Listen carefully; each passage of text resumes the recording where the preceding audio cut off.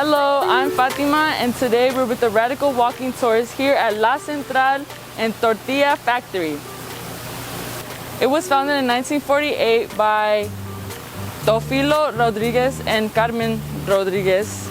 And originally it started in Santa Paula, but because of problems, they moved here to Oxnard, California. They specialize in tortillas, Mexican bread, tamales, and much more. To find out the rest, you should come down here and try their delicious goods.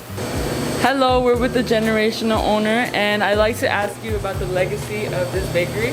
The legacy of this bakery is actually in the product that we use, the recipes that we have for our bread.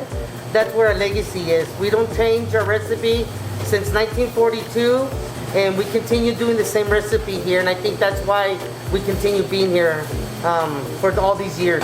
Okay, so thank you for watching. That is it, and make sure to like, subscribe, and comment down below if you visited here and really liked it. That's it. Bye.